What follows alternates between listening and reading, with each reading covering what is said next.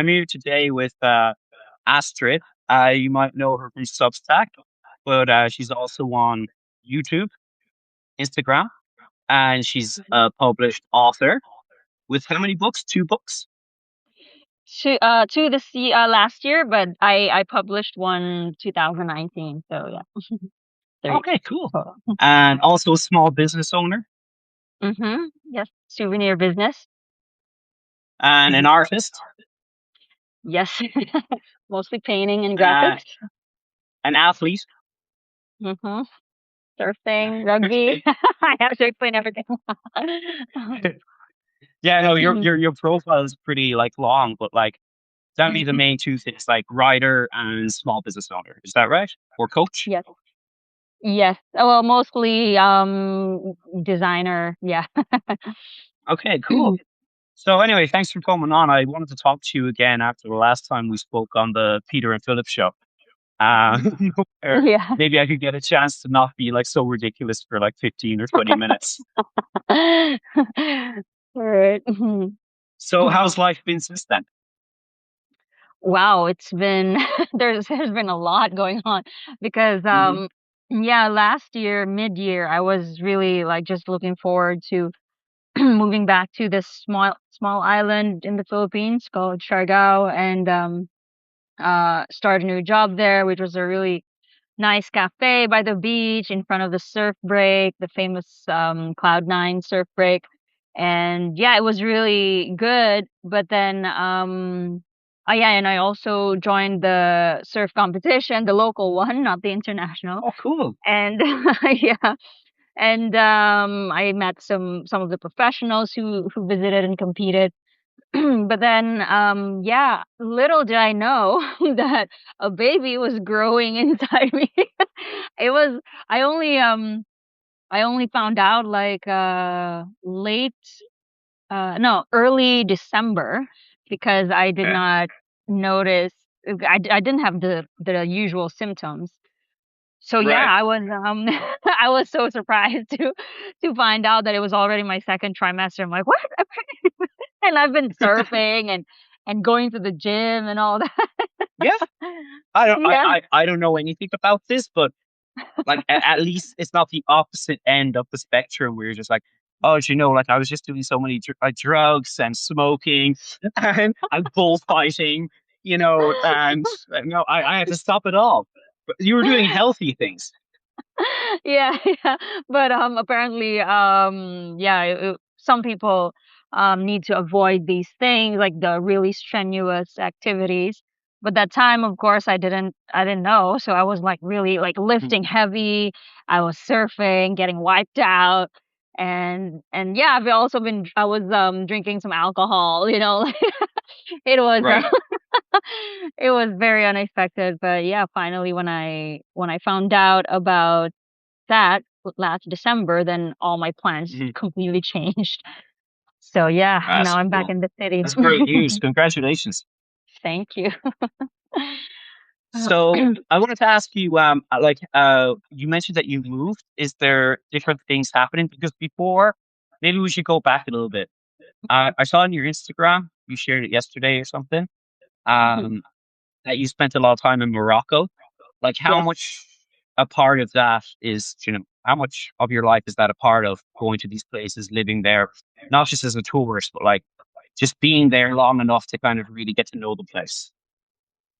Well, it was very unexpected because the only reason why I wanted to go to Morocco was because of the surf. Like a lot of people who visit a lot of surfers who visit the Philippines that I've met, they've mentioned Morocco, like really beautiful surf. So that was one of my bucket lists. So me and my partner went there and we discovered so many other beautiful things that we did not expect. Beautiful landscapes and mountains and culture, food, like it was really amazing. We stayed there for 3 months and that was also just the limit of the Filipino visa. So 3 months and then after that we just visited Thailand and Vietnam. These are like the Hmm. easy countries to visit. And yeah, so finally after that I we both like decided, we should we should like kind of stay in one place for a while because Right. we were like hopping and it was really, at some point you also get tired of moving around, bringing all these bags, moving from Hmm. one place to another. So yeah, like by mid-year last year, that's when moved to we decided to or like I decided to stay in Siargao and my partner went home to visit family. And yeah, but then now everything's changed again. In the end, we're still like traveling. That's cool though. I wanted to ask you about the surfing in Morocco because Mhm. one thing I liked to do back in Ireland, even though I was like not particularly good at it, I just enjoyed it. Was paddle out on one of those beginner surfboards or even on a boogie board and just enjoy the waves. And when I moved to Turkey, which is where I am now, I kind of said, "Oh, I hope there's waves in Turkey." And then I came to Turkey and I was told, like, yeah, in the Mediterranean, the waves are just there's no waves. So, like you mentioned, like surfing in Morocco, was there good surf there? Yes, it's really good. I discovered like Oh, they have so many options. So the one of the places that are well known, which I wasn't able to surf, was in Imsuan. It's on the west northwest, but we stayed mostly like a month in Tagazout, which is also really famous for the surf. There's a lot of spots to choose from, and it's such a beautiful, really beautiful place. And yeah, it's something I really recommend. And um, unfortunately, I'm not used to the cold. So we were there during winter and I had like a 4.5 milliliter wetsuit. And yeah. I could barely move my arms. And plus it was like not just the constriction of the wetsuit, but also the cold. Mhm. So I wasn't really able to enjoy fully. But even with all those constraints, it was still a really beautiful experience. So for you, like you're probably used to the cold, so it wouldn't matter for which season. But I mean, winter is Yeah. nice because it's less crowded compared to summer, of course. So yeah, you just pick when's your best moment. Yeah, I remember I went home to Ireland maybe 3 or 4 months ago, and my friend was back from America, and he was on a real health kick, and he goes, "Come on, let's go to the spa." I'm like, "What?" You know? And like he's like, "Let's go to the spa." I'm like, "What's happened to this guy? Go to the spa? Like, why don't we go to the bar, or or even just for a coffee? Why are we going to the spa?" I'm like, "Where are we going?" And he's like, "My treat, let's go." And I said, all right. So when I got into the car, he was wearing like, shorts and like swimming shorts and sandals and just a hoodie. And I was wearing jeans and like boots and a jacket. Like I thought we were going to like a hotel or something.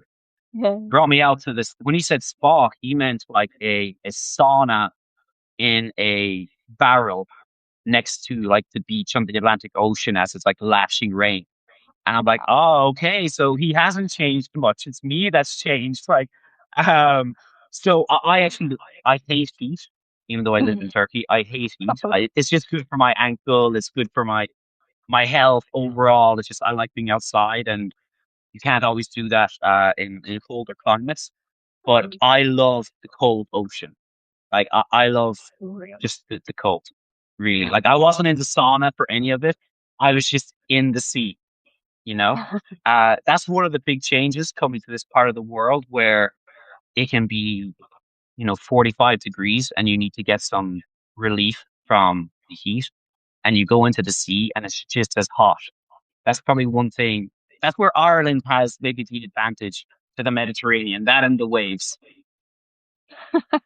Well, that's crazy because I cannot stand the cold. So, of course, like in the Philippines, it's really hot, and a lot of times when we have our cold weather, some Mhm. tourists are even telling us like, "Seriously, you feel cold? Like this is warm for us."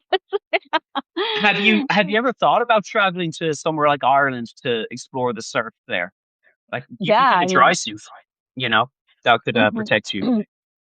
I mean, I always want to explore surf spots in any country, but um, I've only seen Ireland surf like with people in thickest wetsuit in ice. So I kind of like have this picture of me just like walking like a penguin. Just like I don't think I can stand the cold there. I don't know. It's, do you know how like after you go, I used to live on Reunion Island, and like a friend of mine was teaching me how to surf there. He was a very good surfer.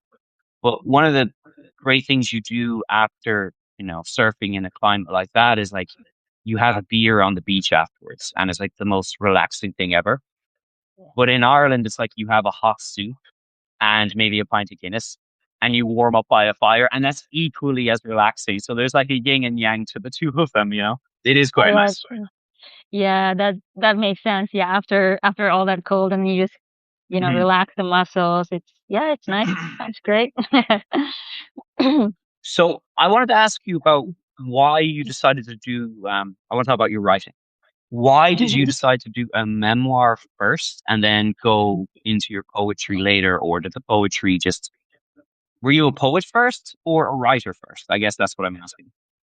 Yeah, so it's funny because it I started writing poems as a kid. Like I don't even know, I can't remember what age I started, but I remember I would give my parents some gifts when it was their birthday or anniversary or Christmas. I would give them cards, like the greeting cards, but then I'd write a poem for them or I'd stick a small art there. Like I was always trying to make it so creative with words and artsy stuff.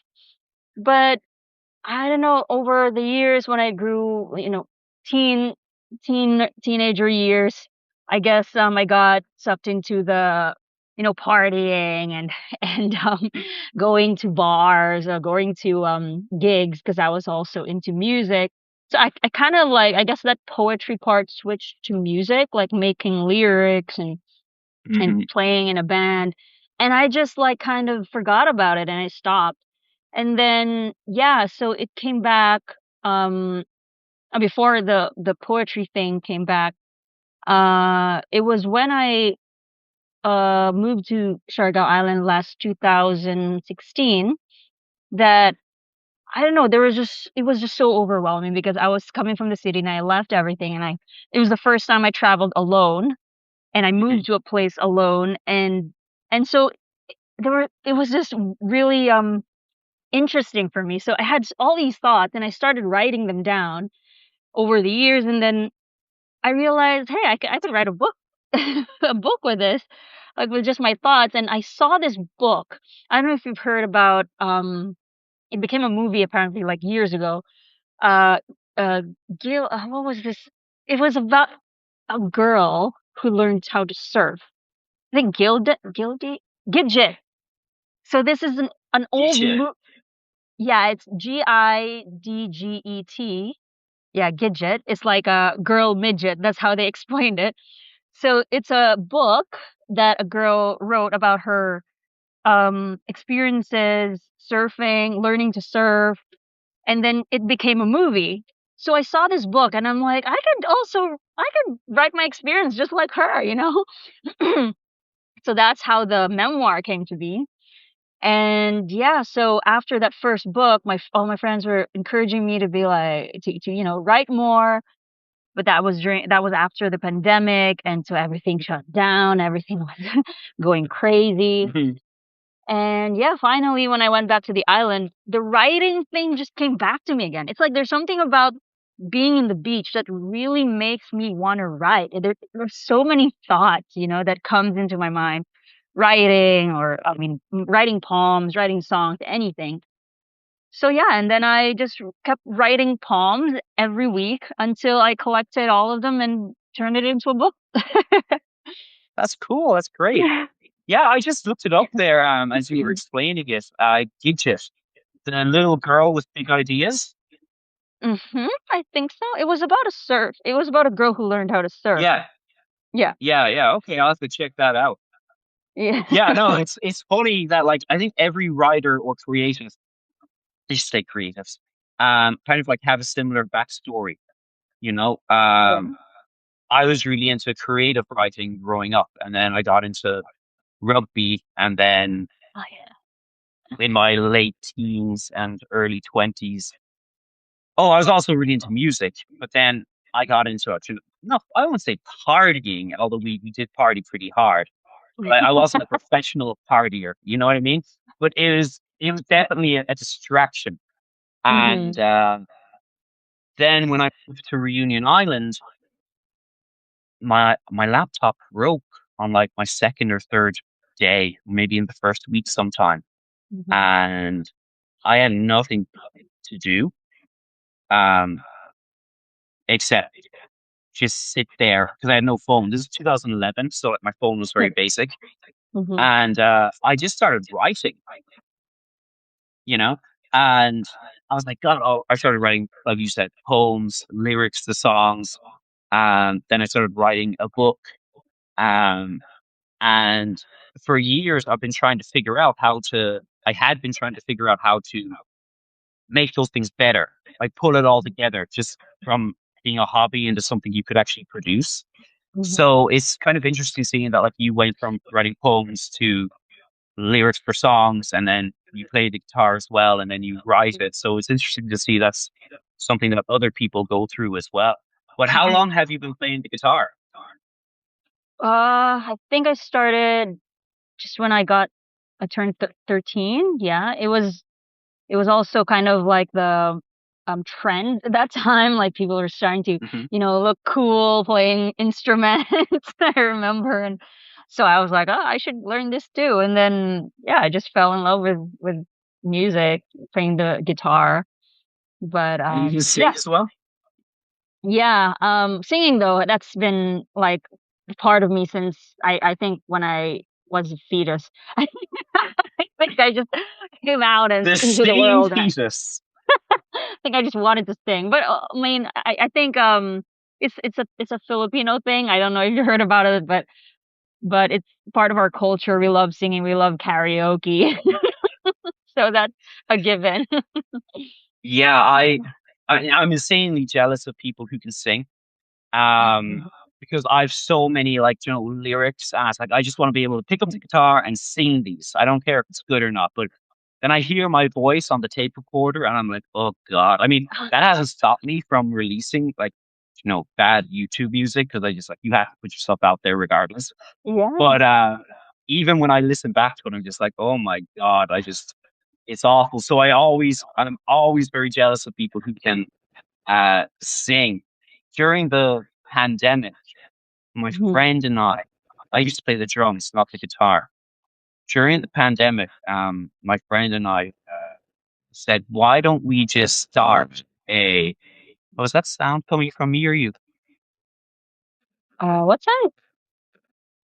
You can? Okay, I'm just going to fix my sound here. 1 second. Oh, okay. Well, doesn't seem like there's any problem. One, one, two. Can you hear me? Yep. Okay, cool. I thought it's my headphone. Anyway, um, we said, wouldn't it be cool if we started a band and gave ourselves 4 weeks to learn the guitar and write 5 songs and are released on YouTube. So like that's what we did, and we released the songs and recorded it in the kitchen on an old beat up Mac and put it out there. And but even though no matter how proud you are of something that you put out, when you listen back over it, it's kind of like when you write something, it's like, I could have edited that differently, or maybe another draft, another rewrite. But it's Yeah. kind of out there now, so it's like 50% like pride, and then the other 50% is like, oh my God, maybe I could have found a singer. No, seriously. I feel the same even until now after hearing myself. Like while singing live or whatever, I'm confident, but once I hear my recording, I'm like, "Oh, is that me?" I just Yeah. feel awkward listening to myself. Yeah, it's kind of yeah, it's strange because like I'm 30. How old am I? I'm 37, and I like seriously, you just lose track because after a while, it's like you're just kind of old. But you kind of uh when you start putting this stuff out there, like I started in my 30s, Mm. and it, people kind of say like, what do you, they don't say it, but you can feel it's like, oh, you're a writer now in your 30s. Oh, you're doing music. You're trying to write a book in your 30s. Oh, you're trying to be um, a content creator Mhm. in your 30s. And it's kind of like, well, yeah, because if all this was around when I was 17 or 18 Mhm. and I had the focus and was a bit more clear minded, this is what I would have been going for. So it's kind Mhm. of like you either ignore it and just become an accountant or a milkman, Mhm. or you have to just say, okay, well, I guess I'm starting this I'm 34, 35. I'm going to start this. Like, this is my third year now of it. And the Yeah. growth has been, and I know we hate that word growth, but like the growth has been crazy, to get Yeah. paid so much money for your work. Mhm. What's that been like for you? Just kind of, because I'm kind of more platform oriented, Mhm. whereas I think you actually have your own individual kind of businesses where Mhm. your books are yours, they're going out and you're, receiving money for Mhm. them. The same with like your courses. How does that feel just as an individual kind of going, there's people who really want my stuff? And also going back to my previous question, how old were you when you started getting into that? Like, I have no idea how old you are, but I'm assuming you're a lot younger than I am. Well, I'm 35. Um, Okay. yes, and I let me see. Trying to think because when I was younger, like 20, no, no, not 20. When I was even younger than a teenager, I think I was like 12. I forgot. Fourth grade. I remember clearly that there was this class where our teacher asked the class, like, "What do you want to be when you grow up?" And I remember until now, it was very clear. I answered I want it, like, or like, what do you want to do? What do you want to achieve when you grow up? And I remember clearly answering, I want to publish a book. And that I don't even know what I was gonna write about. I didn't know anything, but deep inside, I just knew that I wanted to publish a book, you know. So that's what I answered the teacher, and she was like, "Whoa," and and I just I just said it, but I didn't really, I didn't really, like, live my life going towards that direction. I just, like, I don't know, just tried to, um, discover it, like, any opportunity coming my way growing up. And then I really decided to write the article thing, like, more Substack publication really last year because I've been seeing all these articles, Medium, whatever. I've been reading them and learning, but it never occurred to me to write. But it was only, yeah, last year, January, when suddenly I was really curious, like, what is this Substack? Like, what is this platform? And I jumped into it and I just slowly discovered what it was. And I just decided, okay, I'm going to be a newsletter writer, a publication. I don't know. I'm going to start this publication. So I'm still in the discovery stage, even until now in this kind of thing. And like after publishing the book, um, it was really more at first more of just like a goal to achieve since I was a kid. But then after that first book, I just realized that I loved it so much. And now, honestly, I'm not getting like it's not paying the bills or anything, like, I'm getting very little from it, plus the printing here is so expensive. So there's really not much to get out of it, but it kind of makes it still makes me feel achieved, like, when someone messages me and tells me that they connected with a book or something, that to me is kind of like my payment. It's like, "Oh, wow, I feel rich now," because I was able to give that, and it proves that I'm doing something good, you know? I'm in a right direction. So, of course, there's still a lot to learn. I mean, my writing is not perfect, but I'm just happy that I'm kinda getting in, a nice path. That's good. I mean, like, I think 60% of it or 70% of it, just don't like quote me on this number, um, but like is personality based. Mhm. Um, which is why, like, I think we both started on Substack at the same time. Um, like I started as the same. I had an account, but like I really started January last year. And one thing I noticed was, okay, so the writing that kind of made a lot of money or connected with the most people on Medium doesn't seem to connect on Substack. And even if it does, there's no guarantee someone's going to, become a paid subscriber. Okay. Yeah. And I was like, all right, so then what is the point of writing on Substack? Because I already have distribution on Medium. Yeah. Okay. And because after all, we have to pay bills and electricity and rent and stuff like that. And if I'm just like writing for free Mhm. 8 hours a day, my wife's going to ask questions. You know what I mean? Yeah, Like, yeah, if of I'm writing course. for like 2 hours a day as a hobby, it's like, okay, Mhm. that's normal person stuff. But if you're like doing it and you're getting nothing back from it for a few months, that's kind of like, dangerous, obsessive kind of, you know, Exactly. territory, Yeah. you know? Mhm. So I kind of said, okay, so for me, what is Substack if I'm basically a writer on Medium? Well, I think it's just going to be having fun and seeing what part of your personality, not that I'm like bipolar or anything, but like, what is it going to be, your playful part of your personality that people, get attracted to, or is it going to be your serious one, your teaching side, your professional side, your sporty side, and kind of just see where that kind of takes you. Of course, always be yourself, but you know what I mean? Which Yeah. topics people gravitate towards. But yeah, so that I kind of found, and Philip, who you spoke to, he said it in you remember Philip from the Peter and Philip show? Yeah, yeah, of course. He was a quiet Um, one. I don't remember That him. I don't even the know that guy. mascot. Uh, I thought I didn't like Philip, but anyway, I won't get on. I don't get because I hate. Um, he said something. He said like, Medium is for writing. Like, he's not being Mhm, definitive, but he's saying for him, mhm. Medium is for writing, and then Substack is like a LinkedIn for creatives. You know, um, I hate LinkedIn, but on Substack, I've been able to actually do what I've been wanting to do for the last 10 years, and that's actually talk to other people who write and make videos and make music. So that's kind of like my payment, where I'm learning from all these other people, and then I can, go write on it. So have you felt that as well, like with Substack, where it kind of feels like, yeah, you can put your writing here, but it's also a great place for just meeting people and talking to Mhm. other people.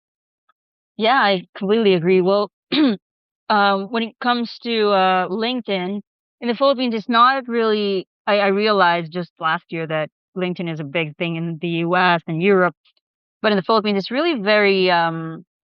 It's just more like people use it just to apply for jobs, or it's such a small part of the corporate world and people I here in the interrupt you. Philippines. It's very hard for people like us, I think, who to be on LinkedIn when we don't want a job. What are we doing here? I don't want to work for any of you. Yeah, like what are we I doing here? literally say, well, I post like once every 6 months, like, an update saying everything's fine, and then I just leave. Yeah, yeah. Like I'm still Yeah, here, but yeah, that's it. yeah, yeah.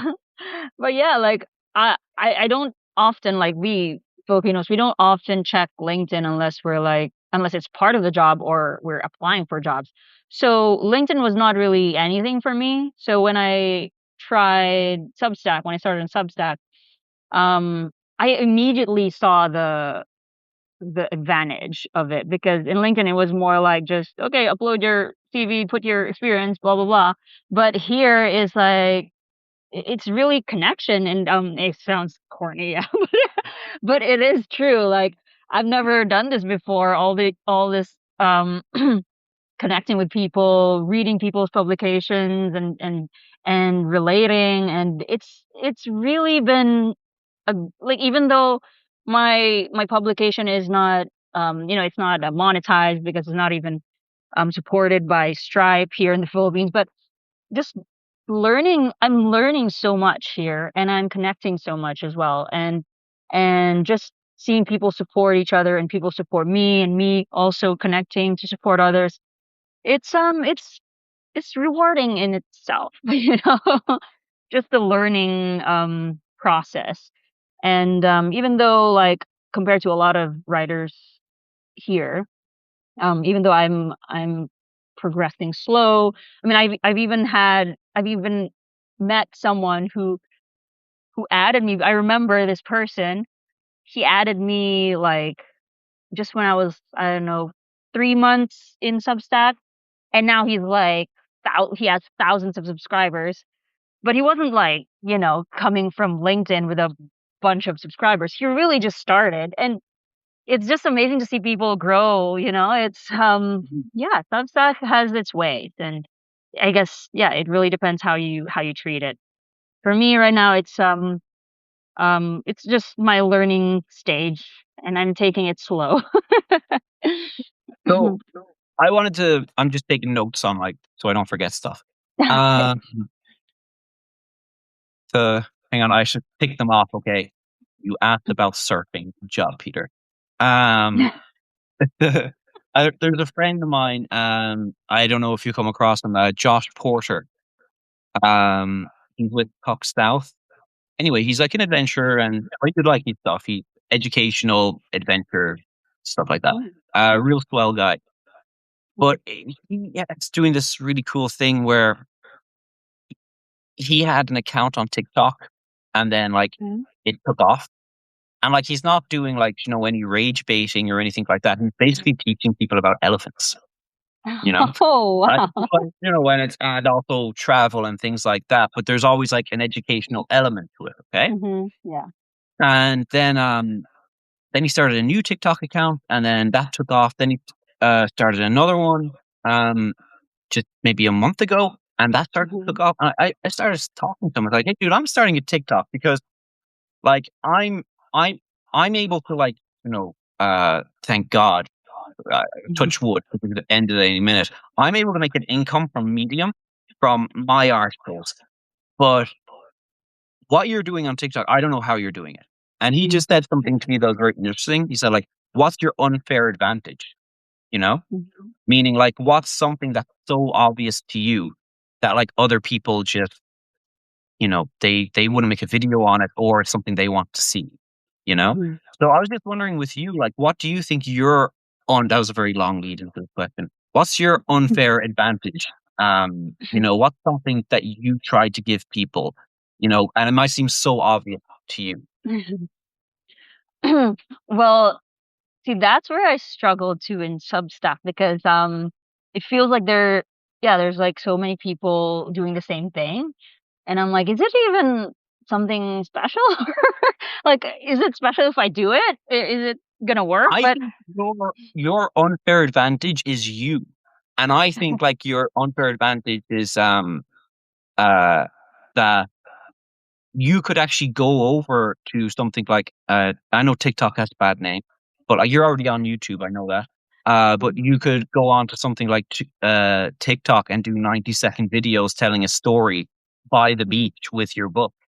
Do you know what I mean? With Yeah. clips from the ocean around you or Mhm. wildlife, whatever.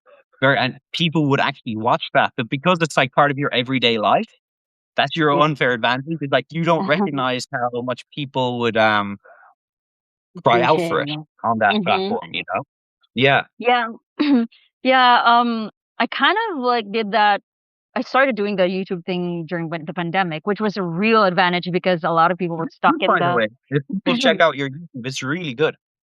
Thank you. And, that time I knew also, and I was very confident that I was, you know, a really big advantage while people were stuck in the city. But, to be honest, like, it's just hard for me to keep making videos. When I'm in the moment, you know, it's it's just it depends what you're after. But for me, I am really the type of person who wants to just sit down, enjoy the view, you know. And then I realized the more I made videos that time, I was getting stressed, and instead of enjoying the fact that I am outside while people are locked up, I started realizing that I'm not enjoying it anymore because I'm too busy trying to entertain them. And I started just like slowing down, and then until the pandemic was lifted, I mean the lockdown, and people started catching up.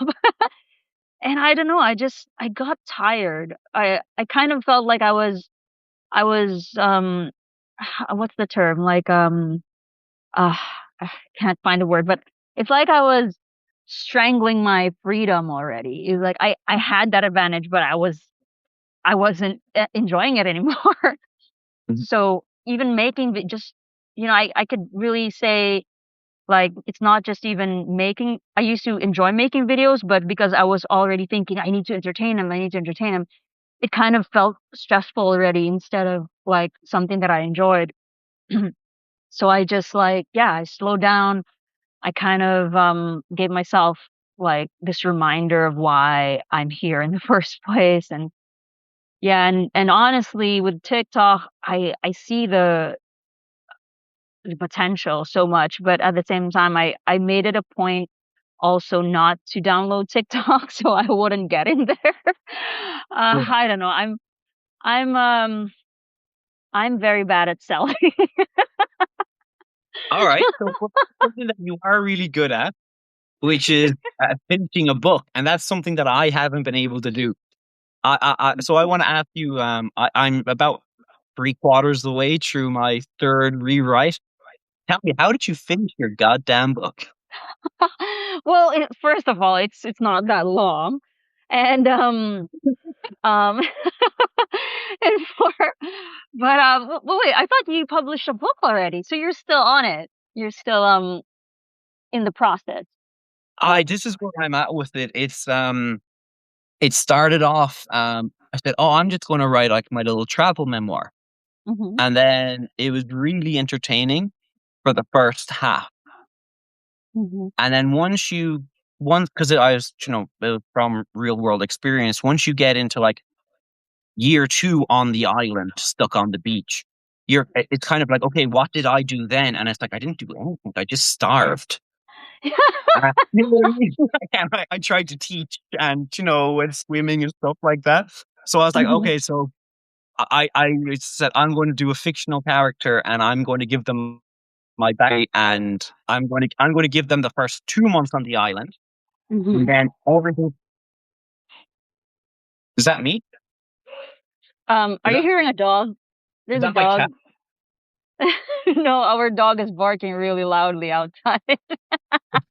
Said, I'll just give this fictional character my personality, my backstory, and everything after the second, I don't know, the second or third month is going to Mhm. be a fictionalized story where there's like, something they have to do. You know what I mean? So that's where I'm at with it now. And thank God I made that decision because it's a lot better. It feels like a book and not just me kind of saying like, ready to fish. Yeah. I mean, that's great that you're really, so passionate about it. You're thinking about every detail, and well, that's the thing because my first book, I don't know if I mentioned the first book I published, it was really just for myself. Like I said, I just wanted to like kind of achieve this childhood dream of mine to publish a book, and I really did not expect people to buy. So I only printed, I think, 10 copies or even 5 copies. Like it was just like to have something. And then when my friends found out and other people, they were like, "Hey, where can I buy your book?" I'm like, "Oh, I don't know." Like, "Okay, I'm gonna order more." So I did. And that's when I realized like, okay, I need to improve my book, my writing, of course. And yeah, and then years later, which was last year, um that's when I published a poetry book, which I really built for 2 years. So I wrote a poem every week. I collected it. So that one was really um deliberately organized. But then the third book, which was the what's this self development, I don't know if you remember My third one is called meditation, cigarettes, and all that bullshit. Show. Shut up and smoke cigarettes. I loved it. So it's also kind of like all thoughts over the years living in the island. I think at least 3 years, all my thoughts just kept in within me that really, I don't know, it kind of Really? Like, is that a boat? it was it's how would you say it I'm gonna was be honest with you. The only one I looked at was the poetry one. okay, yeah. I know about the other two, but so I don't know much about the cigarette meditation and all that bullshit. Yeah. Is that yeah? Yeah, so that third one, so why I know I'm sure it's a very curious book and I specifically did that to make it so mysterious because it also represents, it's kind of like a poetry in itself. Meditation, cigarettes, it represents two type of people. So these type of people you meet in the island or anywhere when you travel, but it's the stereotypics, typical whatever. So meditation represents those people who show who seem to be all happy and nice and perfect, but they're denying they're I don't know, denying pain inside, denying their real evil or all that. But then here are the cigarettes, the ones who are wild and like drinking and like obnoxious or like laughing so loud, but then they are actually the nicest people you meet. They're the most Hmm. kind and respectful people you meet, and that's what I wanted to put out there in my book because I met traveling. I mean, through my travels and living in the island, I've discovered these, different personalities. And at some point, I also got sucked in. I also got into, depression and all that. And all these thoughts I just kept to myself and I was just like trapping it inside me. So last year, it just blew out. Like it just went, all the words just like, flowed through the pages. And it's generally about, yeah, just figuring out who these people are, who's manipulative, who's actually the nice one. Don't judge people. Don't just because they're nice to you doesn't mean that they don't have intentions, or just because this person is rowdy doesn't mean that he's not going through some struggles in his life. And so yeah, so that's why it's called meditation, cigarettes, and all that bullshit. Because really, everyone has bullshit in their lives. I do, you do, we all No, I don't. encounter. Anyway, um, Oops, my Jesus bad. Christ, what the what the uh, fuck is wrong with you? I'm so judgmental. See, that's what a bullshit person I am. It's like, we all know, like, you, Pete, like, everyone, especially you have problems, lots of them, you know? No, I'm kidding. But so that was, I think, I wanted to go back to, I'm so stealing, like, Josh's, like, stuff right now, because, like, when he said that to me, it just, I can't stop thinking about it. But that's also kind of your unfair advantage, the fact that you can start something and finish it. I'm not trying to big you up now or anything. And speaking of manipulation, I'm probably manipulating you right now into helping me finish my book. Like, can you? How did you like? Did you have someone help you? Was it on Amazon? Like, wow, the font? Like, what did you do? Because I can, write, but then when it comes to all this stuff, as far as I've come with all the other things, when it comes to like going on to say Amazon or whatever it's called, I'm kind of like, what? What do I do? Like, but so do you know how to do that stuff? Maybe you could do courses. You know what I mean? Yeah. Where you're kind of like, there's writing bullshit, cigarettes, and public. Yeah, actually, yeah, that's a good point because I really researched when it came to publishing, like going to reaching a publication company and whatever, which was very there was a few options years ago, but now there's quite a lot here. I mean, not a lot, but there's enough. options here in the Philippines, but also since you could still count them, it's also very expensive. So you have to really do all the research. But one thing that I really struggled was with Amazon, like knowing where to sell because again in the Philippines, it's really my disadvantage. Um, so even until now, I was able to open my Amazon with my first book, but up to now, I still don't know any. I couldn't change the price. I couldn't get my sale or whatever because I changed my number and they don't accommodate Filipino customers. Like there's a number to call, but you have to be in the US. I tried email. There's no one, there's no proper email to contact for customer service. Like no one's helping. There's no yeah, there's no service for Filipinos. So now my book is stuck there and I don't know what to do until I go to the US. But now there's more opportunities. So I really tried to contact bookshops, you know, on how to sell when it comes to yeah, that's just the selling part. But even creating the book, the design wise, I used to, as I said, I used to work as a graphic designer. I used to work at a company that lays out books for authors, make design covers for authors. So that was already a given for me.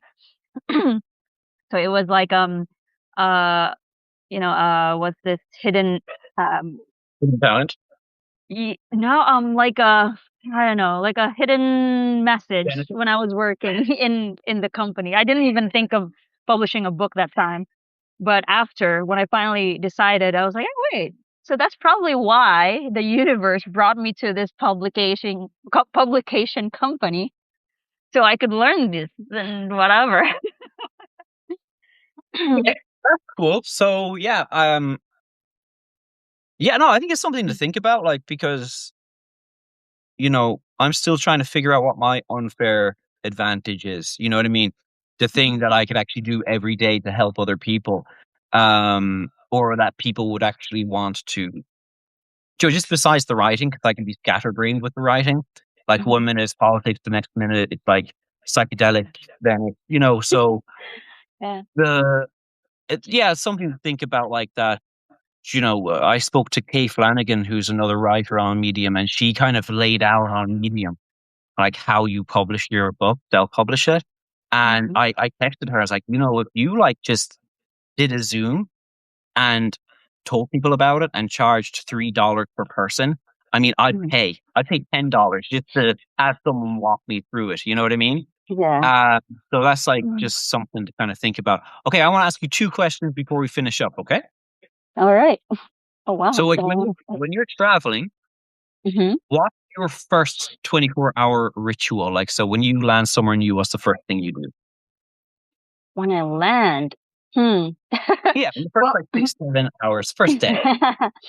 Yeah, I really normally just wanna go to the accommodation just to see, just to settle things, but also, I know it's such a small thing, maybe for other people it's just nothing, but for me, discover a nice coffee shop. I'm a very I'm a big addict of coffee, which is unfortunate right now because I can't really take too much caffeine. But but yeah, when I go to a country, I arrive and the sightseeing comes, the next day or days after.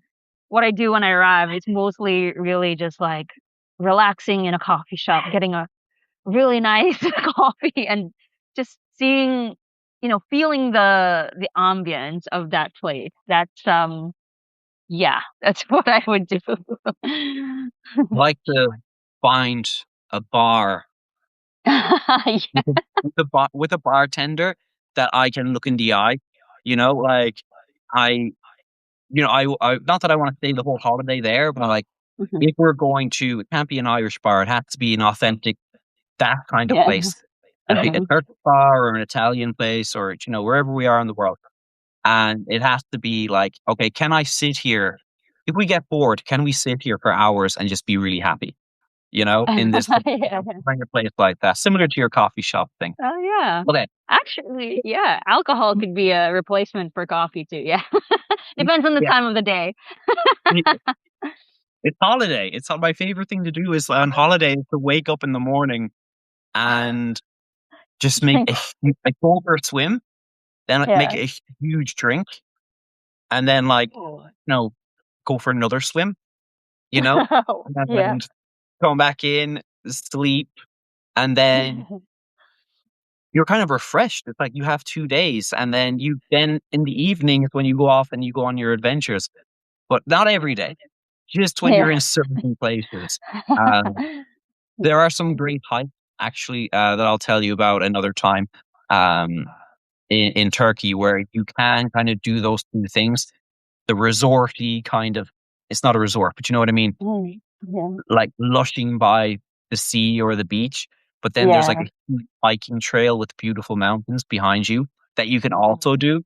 So you're kind of like, if I want to be lazy, I can be lazy. If I want to go off and hike, I can hike. Some great yeah. spots. Yeah, that's Um, really good. okay.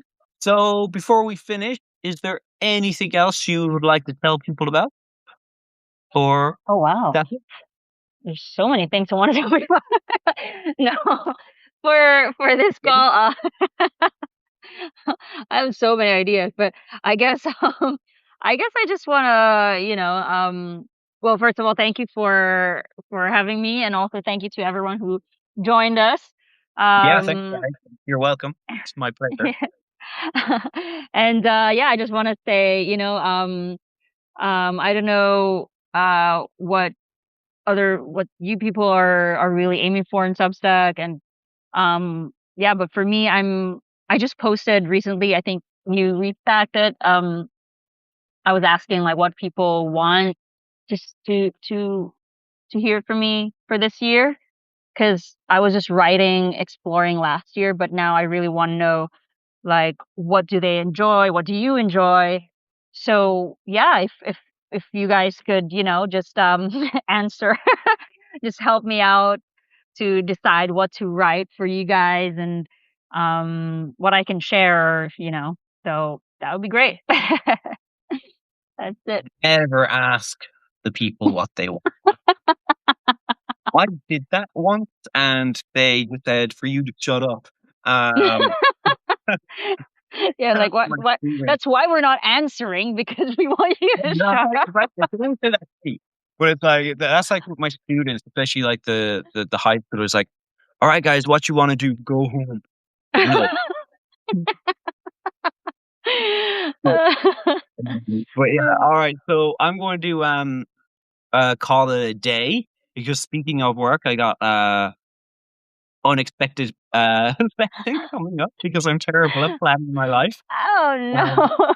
but it was awesome talking to you again. I hope we do it again in the future. And these things get less informal as time goes on. But yeah, it was really cool to see you. Really happy for you and your partner, Thank and you. keep us all um, updated on what's going on in your life. Yeah, sure. Yeah, I'll just jump right in the notes and just surprise you all. You don't even have to tell the truth. Just kind of say like, Yeah. guys, I was spearfishing yesterday. There you go. Uh, read the. Just I do want the AI. Yeah. No, you don't need to do AI for that. You can literally just say, I was spearfishing with sharks and get some. Actually, no, you could just, yeah. No, that's a bad idea. All right. I'll see you later. Thanks everyone for All right, dropping by. thank you. The clips for this will be on Instagram, and you can share whatever you want as well. TikTok, YouTube, and it won't be on Substack for maybe 5 or 6 days. Okay, but right after this, it will all go on those other platforms. Okay, Oh, cool. Quick, yeah. because Thank you. Substack needs to start incentivizing video content, like the other Yeah. platforms do. All right, see All you right. later. Have a great day. See you. Have a good day. Thanks everyone.